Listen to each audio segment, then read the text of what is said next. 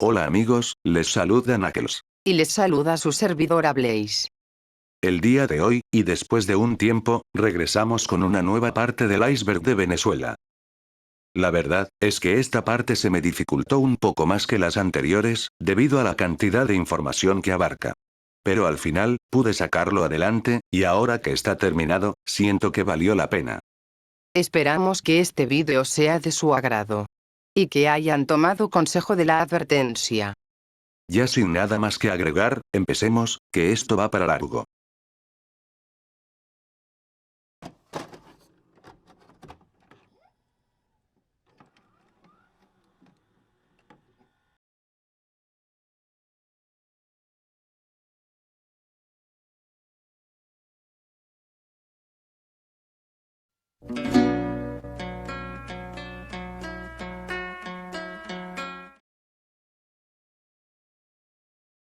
La muerte de Gustavo Cerati. Gustavo Adrián Cerati, fue un músico, cantautor, actor, y productor discográfico argentino. Nació en Buenos Aires, el 11 de agosto de 1959, y falleció en la misma ciudad, el 4 de septiembre de 2014. Obtuvo reconocimiento internacional por haber sido el líder de la banda de rock, Soda Stereo. Es considerado por parte de la prensa, cantantes y críticos, como uno de los más influyentes del rock latinoamericano. La muerte de Cerati se debió a un accidente cerebrovascular, también conocido como ACV, mientras se encontraba en su gira, Fuerza Natural. La misma inició el 19 de noviembre de 2009 en México, después en Chile, Uruguay, Argentina, Perú, Estados Unidos, Colombia, y de ahí terminó el 15 de mayo de 2010, en el estadio de fútbol de la Universidad Simón Bolívar de Caracas, Venezuela. Después de que finalizara su concierto en Caracas, Cerati tuvo que ser trasladado a un hospital. En un principio se informó que tuvo una descompensación, pero el 18 de mayo, el neurólogo Vladimir Fuenmayor confirmó que había padecido un accidente cerebrovascular, ACV. La junta médica que atendió al artista, explicó que había sufrido un evento vascular isquémico, con afasia de expresión. Más tarde sería intervenido quirúrgicamente ante la gravedad del cuadro, y uno de los facultativos dijo que no volvería a ser el mismo. El 7 de junio fue repatriado a Argentina, acompañado de su madre, Lilian Clark, y la hermana de Cerati, Laura. Finalmente, Gustavo Cerati falleció el 4 de septiembre de 2014. Se rumorea que el 15 de mayo de 2010, el cantante sufrió de negligencia médica en el Centro Médico Docente La Trinidad, lugar donde fue internado. Y debido a ello, su cuadro médico se agravó. Suicidios en el Ávila. El Ávila, oficialmente llamado Guaraíra Répano, es un parque nacional, localizado en la cadena del litoral dentro de la cordillera de la costa, en el centro norte de Venezuela. Se extiende desde Caracas, y todo el norte del estado Miranda, hasta el sur del estado La Guaira. Esta formación montañosa es el pulmón vegetal de la ciudad, y dentro de él pueden realizarse diferentes actividades, lo que lo hace uno de los principales atractivos de la capital venezolana. La altitud de este parque nacional va desde los 120 hasta los 2.765 metros sobre el nivel del mar. El Parque Nacional El Ávila ofrece múltiples caminos y senderos que se pueden recorrer caminando y, algunos de ellos, en automóvil, además de un teleférico directo a las inmediaciones del Hotel Humboldt, ubicado en uno de sus picos. Posee una superficie estimada en 851,92 kilómetros cuadrados. Desde hace ya muchos años, se dice que el Ávila es un lugar perfecto para los suicidas, o para deshacerse de cadáveres. Si les soy sincera, no encontré información sobre este tema. Así que le pregunté a mi amigo Francisco, coautor de este iceberg, y esto fue lo que me respondió. No es exactamente suicidios, a lo que nos referimos con esto. Pero el SEBIN y el 6EPC ya han tenido que retirar varios cadáveres de El Ávila en distintas ocasiones. Y no, del 100% de cadáveres, solo el 15% muestra señales de haber sufrido heridas o daños que hayan provocado su muerte. El resto son cadáveres encontrados con ropa normal, sin sus mochilas u objetos personales cerca. Es curioso, pero si fuesen personas que se pierden y por desgracia del destino muriesen, se encontrarían sus cosas cerca. Pero no es así. La mayoría de cadáveres cuando son encontrados están en un estado de descomposición avanzado. El 6EPS y los distintos entes que se encargan de solucionar estas apariciones de cadáveres no dan ninguna información. Si la persona no es declarada como desaparecida, no suelen dar información. Todo eso junto al hecho de que la justicia y la policía en Venezuela rara vez abren un caso de investigación. Hasta ahora no hay pistas sobre los cadáveres, algunas personas curiosas ni siquiera tienen ganas de investigar, para simplemente no meterse en problemas con la policía, o peor aún, con alguna banda de criminales organizados. Lo que hasta ahora se deduce, es que hay personas que suben sin algún objetivo. No suben para explorar, no suben para pasear o irse de aventuras. Suben sin comida y sin equipo. Esa gente sube para morir. Solas, alejadas de las personas. No se quitan la vida con armas, cuchillos, o cuerdas. Ellos simplemente mueren ahí arriba. Y sus cuerpos quedan ahí, en el olvido. Eso es todo. Extranjeros infiltrados en las Fuerzas Armadas. Se rumorea fuertemente que dentro de la Guardia Nacional Bolivariana y el Ejército Nacional hay extranjeros infiltrados, más precisamente, cubanos, rusos y chinos. Esto, como una medida para fortalecer el aparato represivo del Estado venezolano. Si tomamos en cuenta el hecho de que militares rusos han llegado al país para ofrecer, entre comillas, asesoramiento militar, entonces la idea de tener extranjeros infiltrados en los cuerpos de seguridad no suena tan descabellado.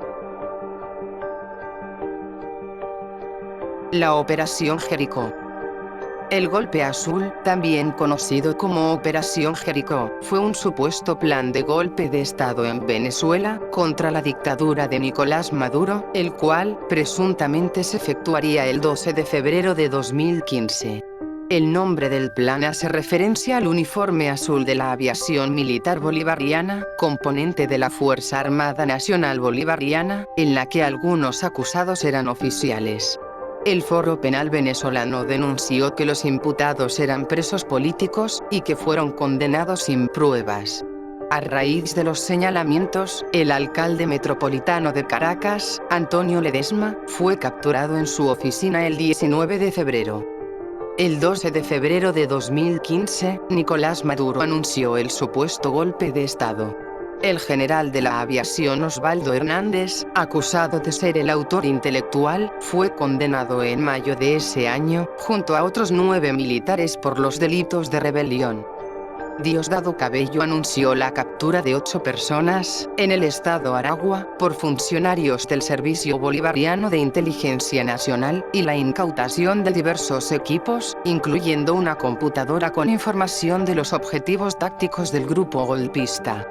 También mostró mapas presuntamente ubicados en los equipos informáticos de los protagonistas del golpe azul, donde aparecían edificios en Caracas que estaban marcados como objetivos tácticos, como el Palacio de Miraflores, el Ministerio Público, la Alcaldía de Caracas, la sede del Ministerio de Defensa, el edificio del Ministerio de Interior, Justicia y Paz, el Tribunal Supremo de Justicia, el Consejo Nacional Electoral, la Dirección de Inteligencia Militar, y oficinas del canal de noticias Telesur.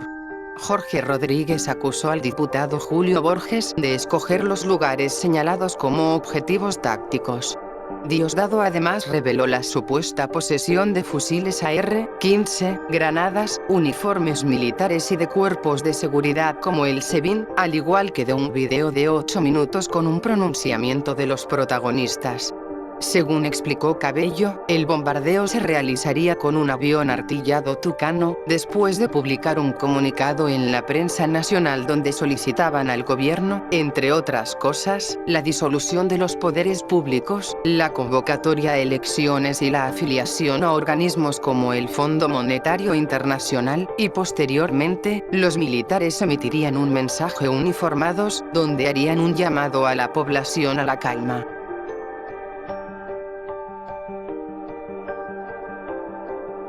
La Operación Gedeón.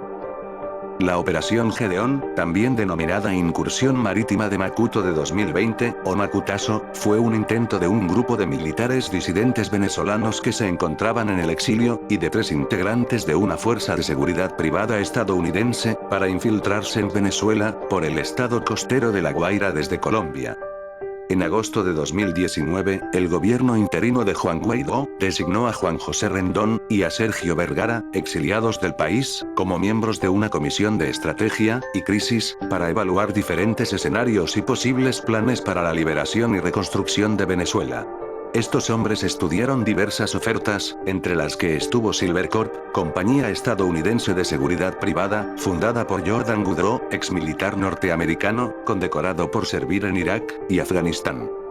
Goodrow, que ya tuvo un acercamiento con el gobierno interino, al ser contratado para prestar seguridad en el concierto Venezuela Live, llevado a cabo a principios de 2019, logró concretar un acuerdo con Guaidó, por $212 millones, en el que el exmilitar se comprometió a planificar y ejecutar una operación para capturar a Nicolás Maduro, quitar el actual régimen, e instalar al propio Juan Guaidó, como presidente de Venezuela. El plan era que un grupo de hombres se infiltrara por la costa de La Guaira, para después esconderse en el territorio nacional, y entrenar milicias clandestinas. Sin embargo, todo lo que pudo salir mal, salió mal. A las 3 de la madrugada del domingo 3 de mayo de 2020, una barca blanca a motor sin apenas gasolina, se acercaba a la costa venezolana al norte de Caracas. A bordo iba una decena de hombres que habían recorrido unas 300 millas náuticas desde Colombia. Mareados tras más de una jornada de travesía, los ocupantes apenas podían divisar la línea de mar. Según se acercaban a las escolleras de la localidad de Macuto, con sus altos edificios, los invasores divisaron claramente a soldados y policías que les esperaban, y que pronto abrieron fuego. Murieron 8 tripulantes, según dijo después el régimen, que no ofreció una lista de nombres o nacionalidades. 2 fueron detenidos con fusiles de asalto y munición. En la mañana del lunes 4 de mayo, otra barcaza a motor se acercó a la playa de la localidad de Chuao, al oeste de Caracas. De nuevo, las fuerzas armadas del régimen les esperaban, esta vez acompañadas por pescadores locales armados, que grabaron la llegada con sus teléfonos. 8 tripulantes fueron detenidos, entre ellos 2 estadounidenses, ambos veteranos de guerra, Luke Denman y Iran Berry. En aquellas 48 horas de torpe misión para derrocar a Maduro, el exmilitar Goodrow dijo ser parte central de toda una trama, con millones de por medio, en la que trató de implicar a destacadas figuras de la oposición venezolana, a generales chavistas presos por narcotráfico, y hasta al presidente Donald Trump.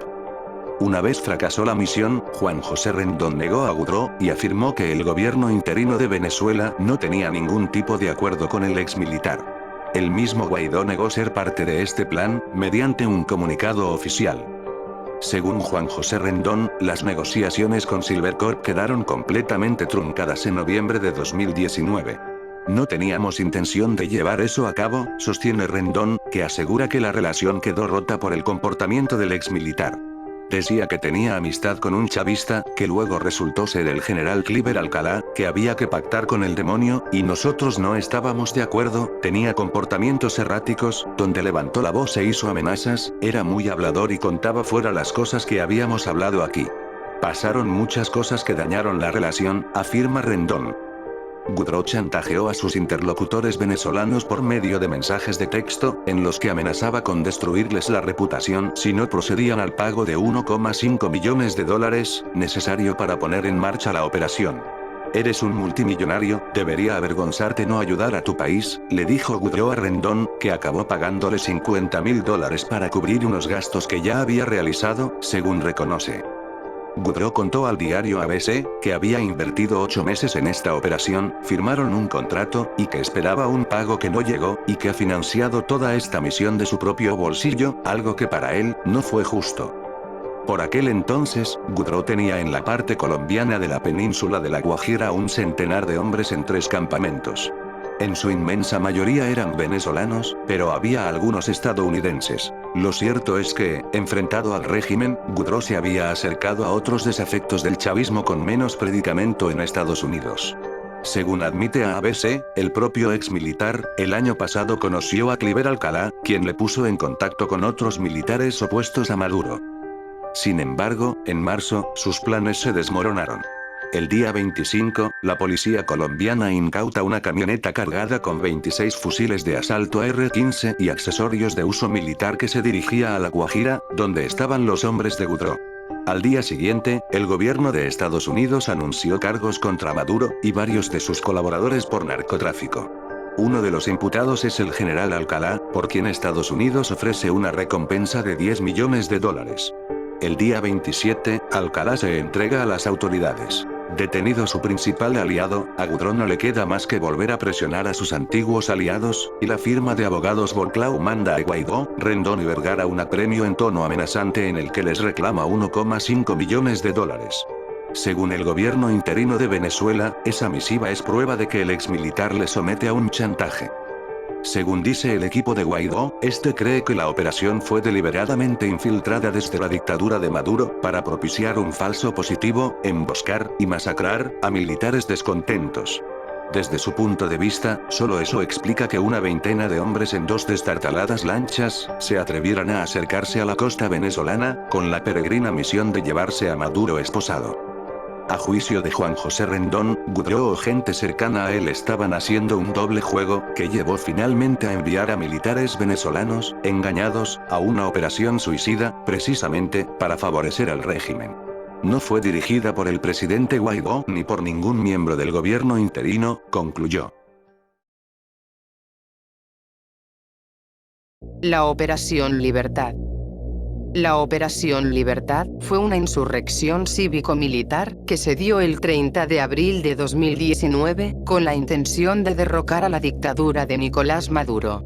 Se desarrollaron focos en las grandes ciudades de Venezuela: Caracas, Maracaibo, Valencia, Barquisimeto, Ciudad Guayana, San Cristóbal, Mérida, Maracay, Coro, Punto Fijo, Barcelona, Puerto La Cruz y La Guaira. El levantamiento fue dirigido por Juan Guaidó, presidente de la Asamblea Nacional y presidente interino de Venezuela, en compañía de efectivos militares y policiales sublevados, principalmente del SEBIN, la Policía Nacional, la Guardia Nacional y la Aviación, el cual inició con la liberación del líder opositor Leopoldo López. El 30 de abril, una vez menguada la insurrección, varios rebeldes se refugiaron en embajadas extranjeras. Sin embargo, generó diversos movimientos civiles y militares en el interior del país, principalmente en los ejes andino, central y Zulia, como las tomas de la autopista regional del centro, la carretera panamericana en los estados Mérida y Táchira, protestas en la costa oriental del lago, sur del lago de Maracaibo en el estado Zulia. La Operación Libertad terminó disolviéndose, sin haber logrado mayor cosa. Se rumorea que, durante el punto más fuerte de la Operación Libertad, Nicolás Maduro quiso escapar de Venezuela. Sin embargo, recibió órdenes del extranjero, exigiéndole que se quedara en el país.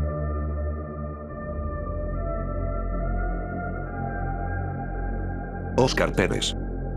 Óscar Alberto Pérez, fue un policía, actor, adiestrador canino, buzo, paracaidista militar, piloto, e inspector del Cuerpo de Investigaciones Científicas Penales y Criminalísticas de Venezuela, mejor conocido como 6EPC. Nació en Caracas, el 7 de abril de 1981, y fue asesinado en El Junquito, parroquia occidental de Caracas, el 15 de enero de 2018. Es reconocido por haber sido líder de la disidencia policial en contra de la tiranía de Nicolás Maduro.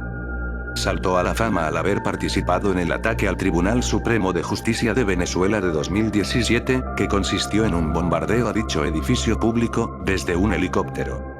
En vida, Óscar Pérez causó bastante revuelo en la sociedad venezolana. Algunos lo veían como un héroe, mientras que otras personas lo veían como un agente encubierto del Estado, con la misión de crear disidencia controlada, o ataques de falsa bandera. La madrugada del 15 de enero de 2018, efectivos de seguridad y colectivos del gobierno del dictador Maduro, realizaron un operativo llamado Operación Gedeón, en el que se desmanteló su equipo, abatiendo y arrestando a varios de sus miembros. Pérez murió en el operativo llevado a cabo por las fuerzas de seguridad. La oposición venezolana denuncia que Óscar fue ejecutado extrajudicialmente, mientras que el oficialismo, el cual tildaba a Pérez de terrorista, felicitó la labor de los encargados de abatir a los miembros del referido grupo. La muerte de Óscar Pérez causó diversas reacciones en América y Europa. La mayoría, condenando a la dictadura venezolana. Como dato curioso, entre esas reacciones, estuvo la de la Gran Logia Masónica de Ecuador, la cual emitió un comunicado repudiando la muerte de Pérez, a quien calificaron como uno de sus hermanos. Hay quienes afirman que Óscar Pérez sigue vivo, argumentando que el operativo fue un montaje por parte del régimen chavista. Médicos cubanos. ¿Cuántas veces no hemos escuchado que Cuba tiene los mejores médicos del mundo? ¿Cuántas noticias no se han publicado sobre las misiones sanitarias cubanas? Pues déjame decirte que todo eso es propaganda comunista. Se ha denunciado que la dictadura cubana mantiene una relación de esclavitud con los médicos que envían al exterior. Retienen sus pasaportes, así como la mayor parte de su salario. Esto con el fin de limpiar la mala imagen de la isla ante el mundo, y tener una fuente de ingresos. Desde la llegada de Chávez al poder, Venezuela comenzó a recibir una gran cantidad de médicos cubanos, para trabajar en distintos programas y campañas de salud pública. Para el año 2020, el Estado aseguró contar con 22.000 médicos cubanos. Esta acción no solo ha mermado la formación sanitaria en nuestro país, sino que también ha forzado el desplazamiento de médicos venezolanos. A través de las redes sociales, hay cientos, por no decir miles, de testimonios de personas que aseguran haber sido víctimas o testigos de negligencia, maltratamiento o falta de profesionalismo de parte de médicos cubanos. Además, cabe mencionar que estos médicos no solo se dedican a la salud, sino que varios de ellos fungen la labor de espionaje para la dictadura cubana, o son espiritistas, y hacen la labor de guías espirituales, algo que se explicará mejor en el siguiente punto. Santeros. La santería es una religión de procedencia afrocubana. Tiene su origen en la época del Imperio Español, más precisamente, en la isla de Cuba, donde fue enviada una gran cantidad de esclavos negros. Dichos esclavos, en su mayoría, pertenecían a la cultura y religión yoruba, perteneciente al África Occidental. Cuando fueron introducidos al catolicismo, los africanos decidieron mezclar ambas religiones, de esta forma, creando la actual santería. Tras la Revolución Comunista Cubana de 1959, el santerismo se extendió por toda Cuba, y con el tiempo, por todo el continente americano. Es un secreto a voces que la santería fue introducida en Venezuela gracias a Hugo Chávez, quien se confesaba constantemente como cristiano, era en realidad un arduo creyente y seguidor del espiritismo, los videntes y la santería. En su libro, Los brujos de Chávez, del periodista y escritor venezolano, David Placer, explica que el exdictador, y diversos políticos de su entorno, eran y son grandes creyentes del espiritismo, hasta tal grado de tener un salón dedicado a la brujería, y altares, dentro del Palacio de Miraflores. En su incansable investigación, Placer logró entrevistar a una de las figuras más importantes para el mismo Chávez, su amiga, y que muchos cercanos al mandatario aseguran que fue su amante, Elizabeth Sánchez. Ella contó que Chávez estaba obsesionado con las supersticiones y que por eso ella lo había conectado con Cristina Marxman, una santera que cambiaría la vida del mandatario para siempre. Cristina, una santera venezolana que se convirtió en una de las consejeras más respetadas por Chávez, le dijo una frase que modificaría la manera en la cual el dictador vivió el resto de su vida. Vas a morir antes de cumplir 60 años de una enfermedad terrible. Cabe mencionar que Chávez murió de cáncer a los 59 años. Hábil practicante de rituales de la santería, Cristina se convirtió en la guía espiritual de Chávez, ya que decía tener habilidades para ver el futuro, y predecir las consecuencias de ciertas acciones tomadas por el dictador. Logró influir en Chávez de maneras inexplicables, ya que él acudía a su consejo cada vez que debía tomar cualquier decisión importante. Placer logró comprender que, para Chávez, mezclar la santería con su cristianismo era habitual. Maduro, por su parte, cuenta con sus propias obsesiones espiritistas dentro de las cuales se incluyen un viaje para visitar a Sai Baba, el fallecido gurú indio. Sai Baba, un personaje bizarro que se vestía con una túnica anaranjada y tenía un afro notable, contaba con millones de seguidores en todas partes del mundo que lo consideraban la reencarnación de Ananta Shesa, un avatar del dios Vishnu. Según cuenta el nuevo libro de Placer, Maduro se rodeó de ministros de las sectas santera, y de fanáticos del culto, que tejieron una red de espionaje invisible e inviolable, construyendo terroríficas mazmorras decoradas con altares santeros. Recientemente, la periodista de Infobae, Sebastiana Barraes, publicó un artículo detallando cómo se encontraban altares santeros dentro de la Dirección General de Contrainteligencia Militar, centro donde ocurren las más horrorosas torturas del régimen chavista, y no se le permite el acceso a los sacerdotes católicos.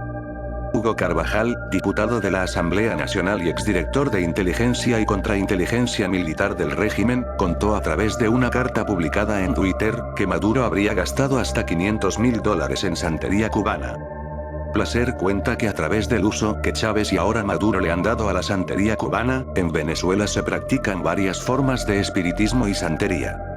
El movimiento de la santería hoy en día atraviesa diferentes grupos raciales y clases sociales, e incluye abogados y otros profesionales, así como a los desempleados entre sus seguidores. Pero la santería también le ha sido muy útil al régimen cubano que, según Placer, utiliza las creencias del alto mando chavista para obtener información confidencial. Placer explica que los cubanos introdujeron a babalaos en organismos y empresas del régimen, creando una red de espías que obtienen información confidencial gracias a su labor como guías espirituales, sabiendo cuáles son las necesidades y problemas de los funcionarios chavistas, y transmitiéndolas a La Habana. Placer cuenta que sus 2 libros fueron muy criticados por el régimen de Maduro por contar estos temas de manera tan detallada. Diosdado Cabello me ha criticado mucho en su programa de televisión, contó Placer. Es entendible que el régimen chavista quiera negar u ocultar sus creencias supersticiosas, pero tampoco han hecho mucho esfuerzo para esconderlas, agrega el periodista. Los 2 libros de Placer han tenido mucho éxito, y a pesar de que son difíciles de conseguir allí, han causado furor en Venezuela. Hoy, en la lucha contra el régimen de Maduro liderada por el presidente interino Juan Guaidó, hay muchas brujas que aseguran que la lucha contra el chavismo es tanto espiritual como política. En Venezuela, los santeros se han dedicado a profanar tumbas y robar huesos, para incluirlos en sus rituales paganos. Ningún cementerio en el país está a salvo. En junio del 2016, el lugar de descanso del general Isaías Medina Angarita, presidente de Venezuela entre 1941 y 1945, ubicado en el Cementerio General del Sur, fue profanado, y de manera violenta. En ese mismo mes, también las tumbas de la esposa del general Medina Angarita, Irma Felisola, y las tumbas del escritor Rómulo Gallegos, presidente de Venezuela en 1948, y su esposa, Teotiste Arocha Egui, corrieron con el mismo destino. Estos hechos fueron denunciados por Isaías Medina Felisola, hijo del general, y Teotiste Gallegos, nieta del escritor, en las oficinas del cementerio. Se levantó un acta ante la consultora jurídica, donde quedó constancia de la denuncia. En lo personal, yo veía de vez en cuando santeros cuando caminaba por mi ciudad. Sin mencionar que en más de una ocasión, encontré gallinas decapitadas a unas calles de mi casa.